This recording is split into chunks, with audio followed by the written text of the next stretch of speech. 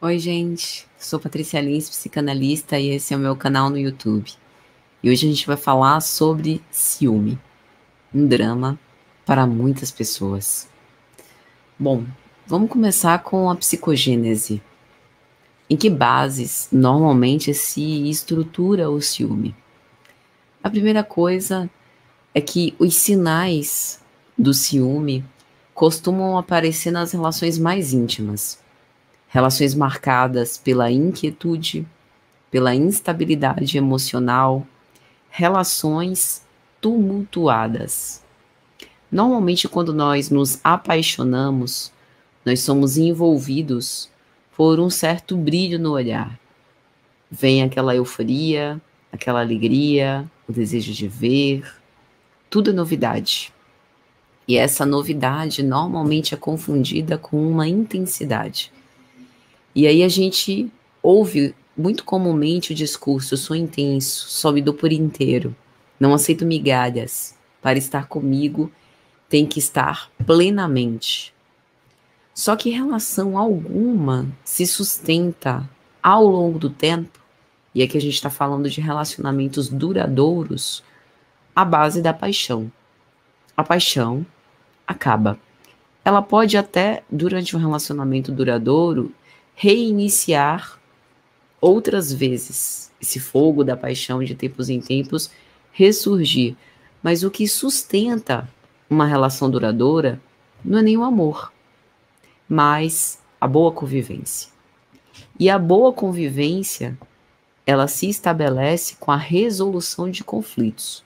Os conflitos, eles são próprios da interação humana, da dinâmica entre duas ou mais pessoas num relacionamento que a gente está pressupondo aqui amoroso, um enlace amoroso. Mas esses conflitos precisam ser enfrentados com transparência, com sinceridade, com diálogo. Por isso, um relacionamento duradouro precisa de uma boa comunicação.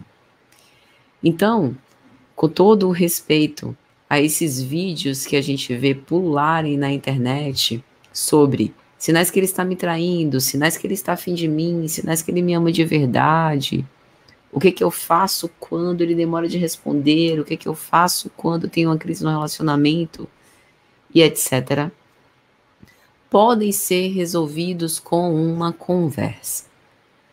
Normalmente, esse jogo lusco-fusco a que a gente se arvora quando a gente está conhecendo alguém, quando está no aplicativo de relacionamento, quando não conhece muito bem a pessoa, é muito simples. Consiste em nutrir e dar espaço. É o jogo, velho jogo conhecido, da presença, ausência.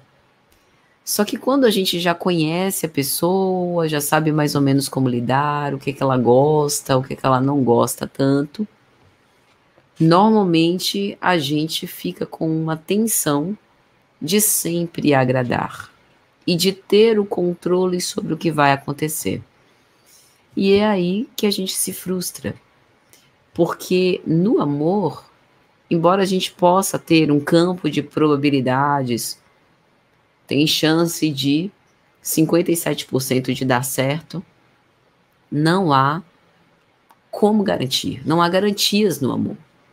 E esse é o grande problema, porque quando a gente fala de amor, nós estamos falando de envolvimento emocional. O crédito, né, o que a gente investe, não é uma parte de nós que está disjunta de quem eu sou. Sou eu que estou lá. Sou eu que invisto. São os meus sentimentos, é o meu coração, é o meu tempo, são as minhas expectativas. E por isso dói tanto. Mas voltando a o que a gente observa, né, é que o ciúme ele começa a se manifestar nessas relações que têm a linguagem da briga.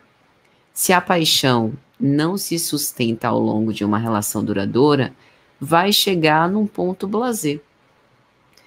Quem quiser ter um relacionamento de longo prazo vai precisar conviver com o tédio. porque nem todos os dias serão extremamente interessantes, por mais malabarismos que a gente faça. E é lógico que nesse investimento amoroso está incutido a gente trazer novidades para o dia a dia.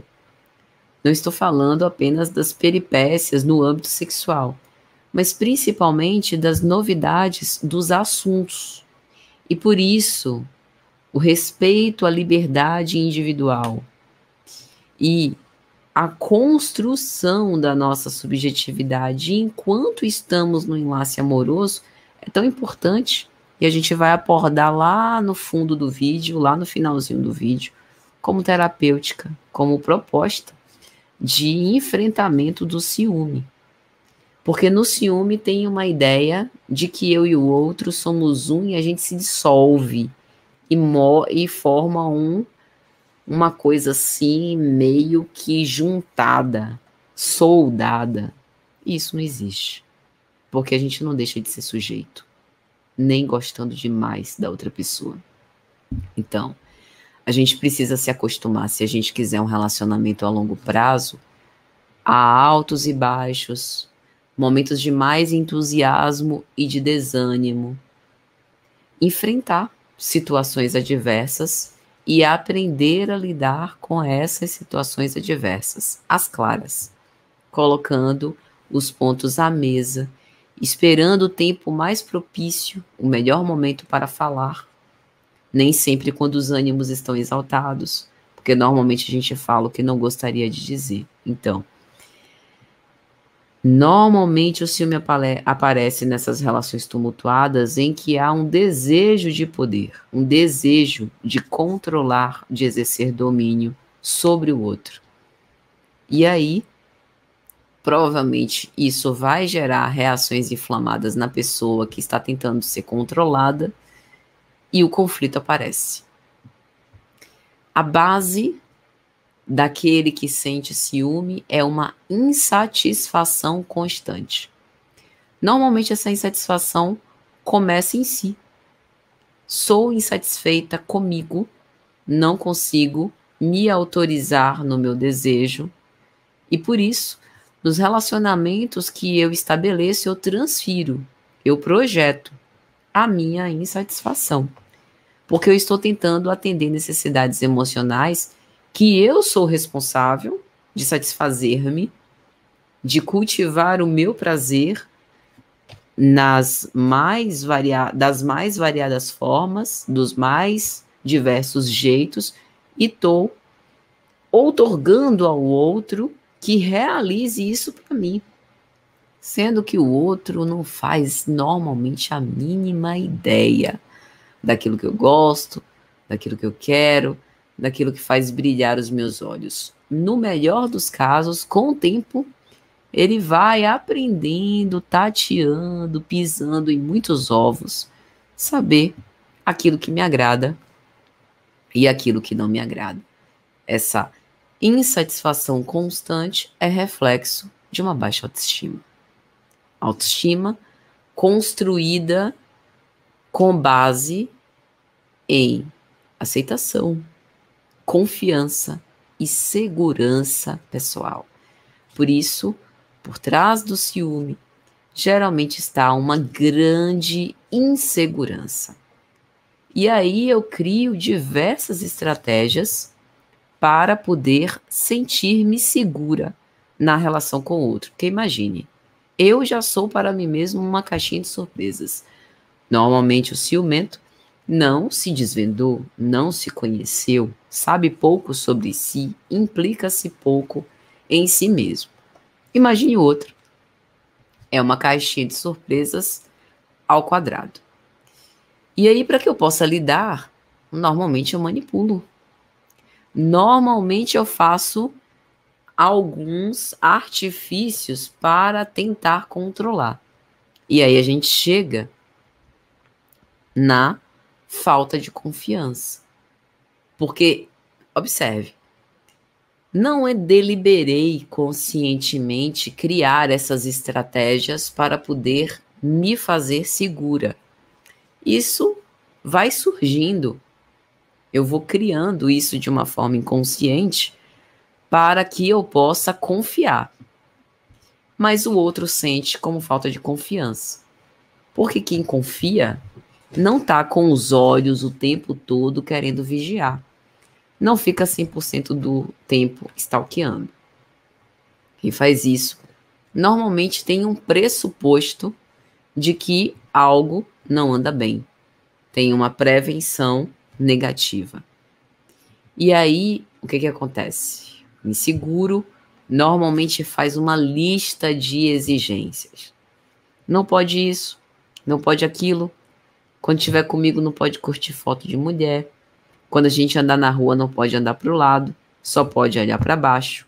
Meticulosidade afetiva. Ou seja, eu estabeleço um padrão do que pode e do que não pode.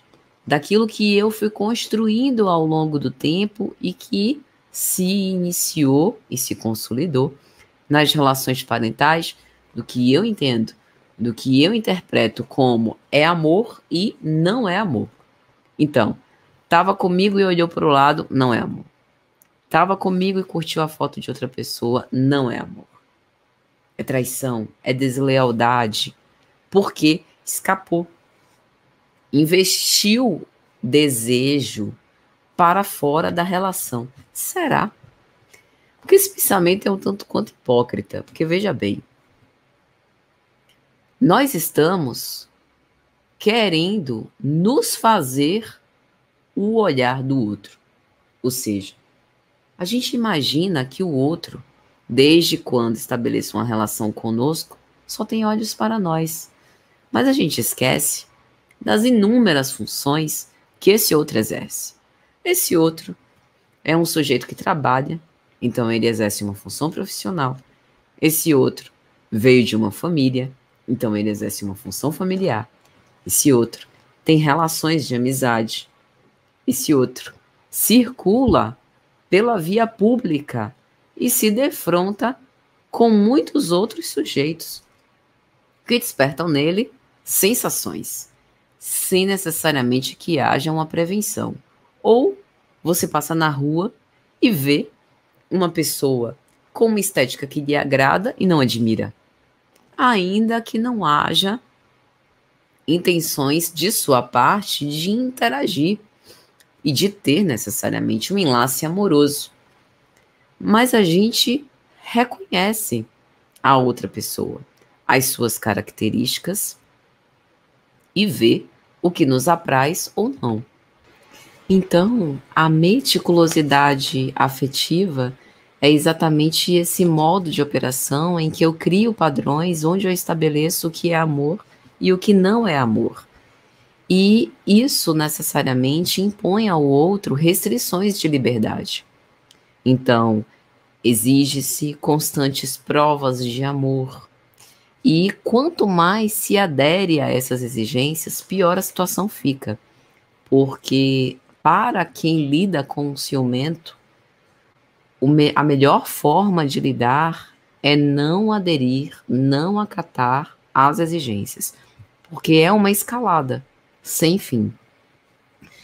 E esse controle, essa tentativa de domínio, ela se dá, essa tentativa de restrição da liberdade. Às vezes as pessoas falam, poxa, mas fulano, fulana, com quem eu me relaciono, tem sua liberdade intocada. Faz o que quiser. Anda por onde quer, né? Faz as escolhas. Não há de minha parte qualquer tentativa de escravizá-lo, de algemá-lo ao pé da cama. Mas às vezes são falas coercitivas que por vezes inibem o outro ou geram algum tipo de constrangimento. A sensação de quem convive com o ciumento é de um esgotamento. Cansa, né? E cansa também, logicamente, para quem padece de ciúmes.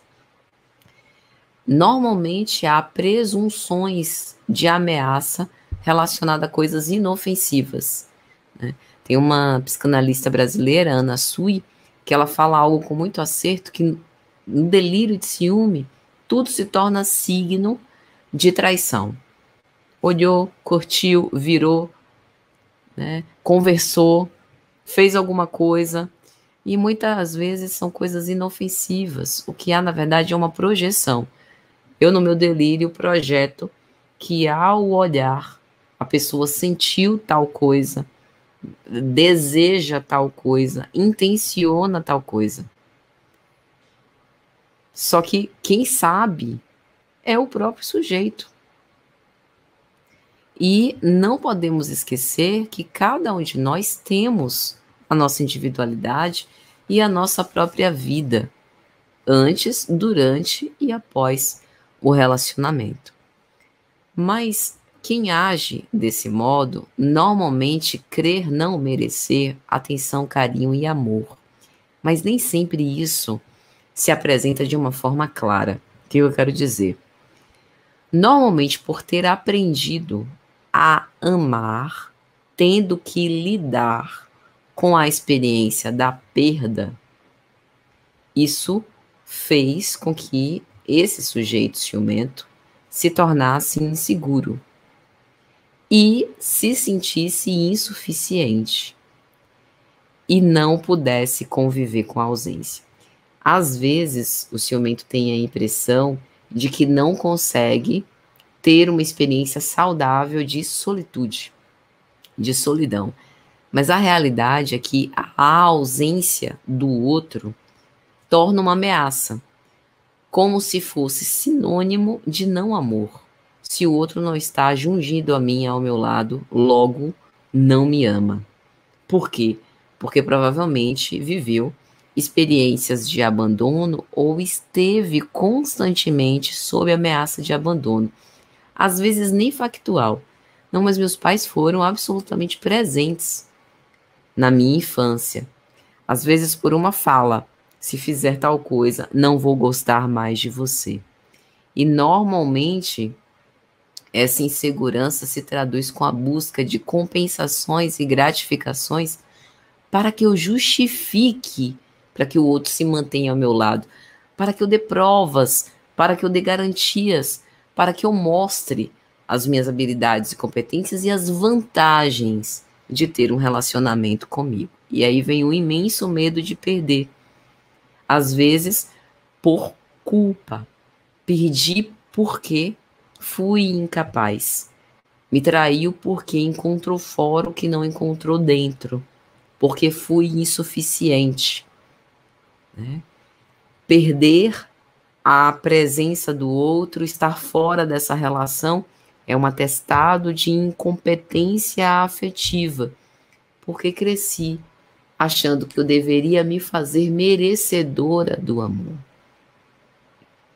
Sendo que o amor, na verdade, é uma expressão espontânea de apreço pelo outro. Então, são coisas profundas que estão ligadas ao sentimento de abandono, de rejeição, a uma tentativa da dissolução da individualidade, que, bem se vê, não é nada saudável.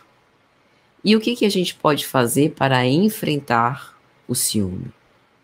Olha, o ciúme normalmente tem estreita relação com o desejo insatisfeito. Então, talvez a primeira coisa que seja necessária é autocentrar-se. Voltar o olhar para si. Porque normalmente o problema não está no outro.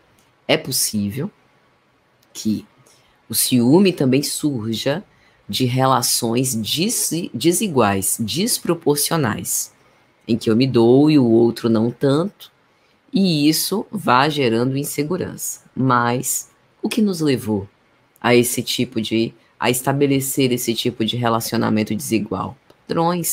Padrões afetivos que a gente precisa investigar e que quase sempre a sua raiz é a mesma raiz do ciúme. Então, primeiro passo é autocentrar-se, aceitar-se tal qual se é e amar.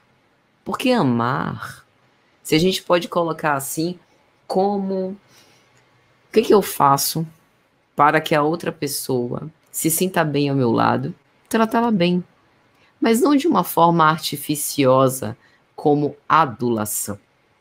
querer partilhar bons momentos ao lado de alguém que também trata você bem.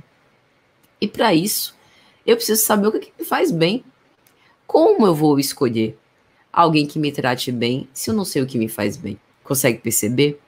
A gente começou falando das relações tumultuadas e da linguagem da briga, para falar sobre uma relação na qual eu seja bem tratado, porque isso é o mínimo. Isso é o mínimo.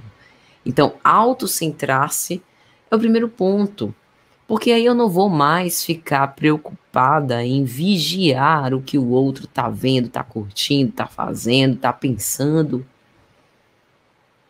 E quando nós estivermos nas trocas afetivas, será bom, porque naquele momento eu também estarei dedicada àquela situação. Já terei exercido minhas outras funções.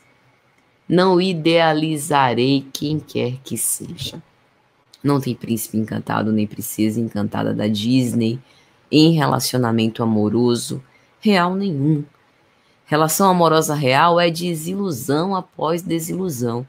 É frustração após frustração. É necessidade de perdão 100% do tempo, porque o outro não foi feito para satisfazer as necessidades minhas. Eu que preciso me preparar para ir reconhecendo e satisfazendo uma a uma. Para que eu possa respeitar a liberdade individual, eu preciso viver a minha liberdade individual com responsabilidade. E para tanto, eu preciso estabelecer uma relação não conflituosa com aquilo que desejo. A análise pode ajudar? Sem sombra de dúvida, porque a partir desses despertares, o sujeito pode estar mais habilitado a tomar decisões. E a partir dessas decisões, enfrentar, atravessar esse monstro que atormenta muitos relacionamentos que poderiam, inclusive, ser frutuosos. Mas, advirto, é um caminhar difícil, possível, mas difícil, doloroso, cheio de altos e baixos. Quem está disposto? Espero que vocês tenham gostado. Um grande abraço e até a próxima.